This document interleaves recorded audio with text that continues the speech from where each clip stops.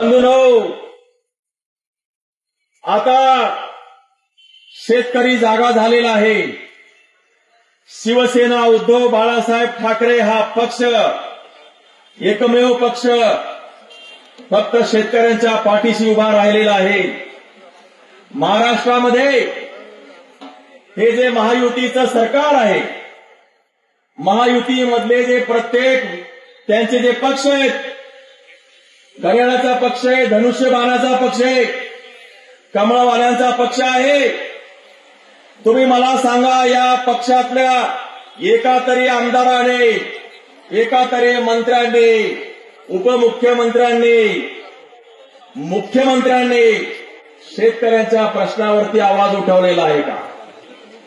शेतकऱ्यांना भ्रमित करून, खोटी आश्वासनं देऊन आम्ही 7/12 कोरा करू, संपूर्ण कर्जमाफी देऊ, नाफेड मार्फत सोयाबीनला 7,000 रुपयाचा भाव देऊ, शेतमालाला उत्पादन आधारित खर्चावर किंमत देऊ, अशा प्रकारची खोटी खोटी आश्वासनं दिले, सत्ता मिळवली आणि आता हे सगळे लोणी खाण्यामध्ये गुंग झालेले आहेत, हे दंग झालेले आहेत. यांना शेतकऱ्याचं दुःख कळत नाही. आजही सगळ्या शेतकऱ्यांच्या घरामध्ये 25% सोयाबीनची पोती त्यांच्या घरामध्ये पडून आहे आणि फेब्रुवारी 6 तारखेपासून फेब्रुवारीच्या महिन्याच्या नाफेडची खरेदी बंद झालेली, बरोबर आहे. आणि तेव्हापासून ही जी खरेदी बंद झाल्यामुळं शेतकऱ्यांनी आपलं सोयाबीन आहे ते खासगी व्यापाऱ्याला विकलेलं आहे. नाफेडचा भाव आहे 4,892 आणि प्रत्यक्षात खासगी व्यापारी केवढ्याला घेतात ते 3,000, 3,500. आणि मग तुम्ही सांगितलं होतं, या महायुती सरकारने अजेंडामध्ये सांगितलं होतं की आम्ही शेतकऱ्यांना हमी भाव देऊ, आम्ही शेतकऱ्याला वाऱ्यावर सोडणार नाही. मग हे काय केलं? आज शेतकरी 3,500 रुपयाचा प्रति क्विंटल भाव त्यांनी खासगी व्यापाऱ्यांना विकलेला आहे. मधला त्याचा जो फरक आहे तो त्याला तोटा सहन करावा लागलेला आहे. शेतकऱ्यांच्या घरामध्ये लग्न होतात, मुलींचे लग्न होतात, मुलांचे लग्न होतात, व्यवसाय उदीन करावा लागतो, पैसा कुठून आणणार आहे? आणि म्हणून यासाठी जो काही निगरगट्ट, जे काही झोपलेलं सरकार आहे त्याला जागं करण्यासाठी शिवसेना उद्धव बाळासाहेब ठाकरे यांचा पक्ष आज एकवटलेला आहे. विदर्भामधल्या 5 जिल्ह्यामध्ये आज एकाच दिवशी एकाच वेळी हे शेतकरी ट्रॅक्टर मोर्चा आयोजित केलेला आहे. मी स्वतः मेकर पासून ट्रॅक्टर चालवत आलेलो आहे. आम्ही जे बोलतो ते करतो. शेण पडल्यानंतर माती घेऊनच उठणार. नेतेगिरी करण्यासाठी आम्ही इथे कोणी बसलेलो नाही.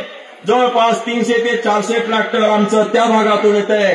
या भागामधून असे 500-600 ट्रॅक्टरचं भगवं वादळ आज बुलढाणा जिल्हा कार्यालयावरती धडकलेलं आहे आणि या मार्फत आपली ही सुरुवात झालेली आहे. हे आज झोपलेले आहेत, यांनी आज झोपेचं सोंग केलेलं आहे. मी विधानमंडळामध्ये सुद्धा सोयाबीनचा प्रश्न उपस्थित केलेला आहे, एकदा नव्हे वारंवार उपस्थित केलेला आहे. शेतकऱ्याच्या आत्महत्या होतात, यांच्याकडे यांचं लक्ष नाही. जो काही शेतकरी उत्पादनावर आधारित जो काही खर्च होतो त्याच्यावर यांना माहिती नाही, यांना काहीच माहिती नाही. हे मिडल क्लास लोकांचं सरकार आहे, मिडल क्लास. शेतकऱ्यांचं सरकारच नाही. यातला नेते बघा, सगळे नेते बघा, हे कोणतेही शेतकऱ्यांची बाजू मांडत नाहीत.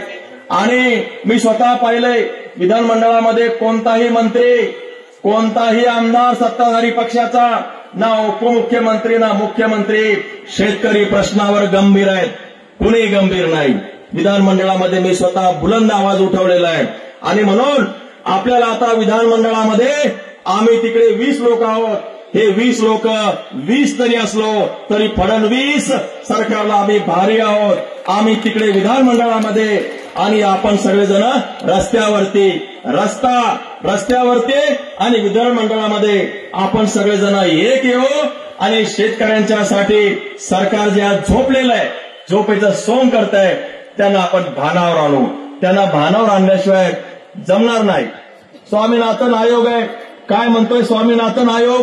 ते म्हणतात साधी गोष्ट आहे, शेतकऱ्याचं बियाणं, पेरणी, कोळपणे याला जो येणारा खर्च आहे तो खर्च, त्यानंतर उत्पादनासाठीचा खर्च, त्या शेतावर काम करणाऱ्या मजुरांचा जो खर्च, हा जो खर्च एकत्रित करा आणि 20% त्याच्यामध्ये जो काही प्रॉफिट आहे तेवढा धरा आणि त्याच्यावर आधारित तुम्ही प्रत्येक पिकासाठी हमी भाव जाहीर करा.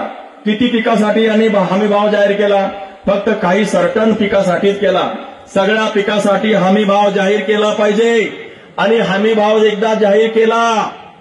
एकदा हमी भाव जाहीर केला तर ते जे काही पीक आहे ते सगळं माल आहे तो माल त्यांनी संपूर्णपणाने विकत घेतला पाहिजे. आणि जर विकत घेता आला नाही तर त्याचा भाव फरक आहे तो सरकारने दिला पाहिजे. बरोबर आहे की नाही? आणि म्हणून ही मागणी रेटण्यासाठी आपण सगळेजण एकवटलेलो आहे.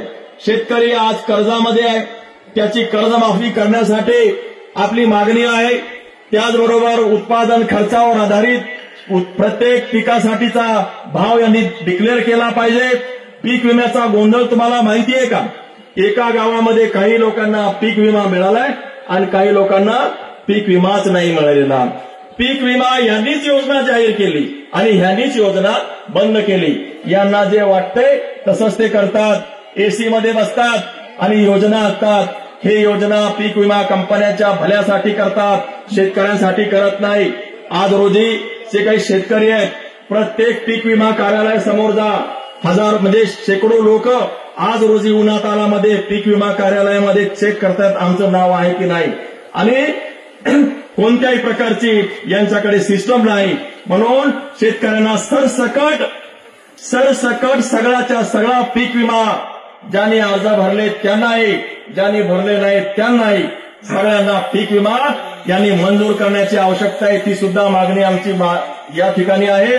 आणि अशा शेतकऱ्यांची पोरं आज वाऱ्यावर सोडलेली आहेत, त्यांना बेरोजगारी आहे. म्हणून शेतकरी जे काही उत्पादन आहे त्या उत्पादनावर आधारित बाजारपेठा, त्याच्यानंतर औद्योगिक प्रक्रिया केंद्र उभे करले पाहिजेत. आपला बुलढाणा जिल्ह्यामध्ये 85% ग्रामीण भाग आहे. बुलढाणा जिल्ह्यामध्ये फक्त 15% नागरीकरण आहे. 85% आपण ग्रामीण आहोत आणि 85% मध्ये सगळेजण शेतकरी आहे. बुलढाणा जिल्ह्याचा जर विकास करायचा असेल तर शेती आणि शेतकरी यांना पुढे ठेवूनच आपल्याला विकास करावा लागेल. हे सांगतात की आम्ही दावा सोडून 15 लाख कोटी एवढं गुंतवणूक आणलेली आहे. कोणी पाहिले यांची गुंतवणूक? अरे जंगल में मोर नाचा देखा किसने? आम्हाला काय माहिती? तुमचं ठाण्याचं, मुंबईचं, पुण्याचं आणि नागपूरचं जे पर कॅपिटा उत्पन्न आहे, दरडोई उत्पन्न, ते 3 लाख 4 लाख प्रति माणसी येतं. आणि बुलढाण्याचं किती येतं? बुलढाण्याचं दरडोई उत्पन्न सांगू का तुम्हाला? त्यांचं 3 लाख आहे, 4 लाख आहे, 5 लाख आहे, 10 लाख आहे. त्या फक्त 4 जिल्ह्याचं. बुलढाण्याचं दरडोई उत्पन्न फक्त 88,000 आहे मित्रांनो, 88,000 रुपये. कुठे आहोत आपण? कसली नीती, कसली धोरणं आणि काय करताय शेतकऱ्यांसाठी? आणि म्हणून ह्या सगळ्या प्रश्नावरती जाग करण्यासाठी इथलं जे धोरण आहे, नियोजन आहे, हे सगळं पुन्हा एकदा नव्यानं बांधण्यासाठी, या सरकारला जबाब विचारण्यासाठी पहिल्यांदा आपण हा भव्य दिव्य असा ट्रॅक्टर मोर्चा या ठिकाणी आयोजित केलेला आहे. माननीय उद्धव बाळासाहेब ठाकरे साहेबांनी आदेश दिला आणि आपण सगळ्यांनी तो पाळलेला आहे. उद्धव साहेबांनी सांगितलेलं आहे की आज शेतात शेतकऱ्यांच्या पाठीमागं, शेतकऱ्याच्या रस्त्यावर, शेतकऱ्याच्या बांधावर, शेतकऱ्याच्या शेतावर पाठीमागं खंबीरपणानं उभं राहायचंय. आणि ही शिवसेना उद्धव ठाकरे पक्षाचे सगळे नेते कार्यकर्ते यानंतर खऱ्या अर्थानं शेतकऱ्याच्या पाठीमागं उभे राहणार आहेत. तो विश्वास मी या ठिकाणी देतो. आणि आपण जी अभेद्य अशी एकजूट या ठिकाणी दाखवली त्याबद्दल मी तुमचं अभिनंदन करतो. मला या ठिकाणी बोलण्याची संधी मिळाली त्याबद्दलही आभार मानतो आणि माझे 2 शब्द थांबवितो. जय हिंद, जय महाराष्ट्र. हल्ल्यामध्ये त्यांना आपण या ठिकाणी श्रद्धांजली अर्पण करणार आहोत. त्यामुळं सगळ्यांना विनंती आहे पुन्हाच उन्हाचं या ठिकाणी आपण सगळेजण उन्हातच काम करणारे लोक आहे, शेतामध्ये दिवसभर राबणारे लोक आहे. एक दिवस बापासाठी, एक दिवस अन्नदातासाठी आपण या ठिकाणी उन्हामध्ये चालायचंय. डोक्यात टोपी घाला, रुमाल घ्या, पण या ठिकाणी जिल्हाधिकारी कार्यालयापर्यंत ट्रॅक्टरच्या पाठीमागं आपल्या सगळ्यांना आपला सातबारा कोरा करण्यासाठी आपण सगळ्यांनी या ठिकाणी या मोर्चामध्ये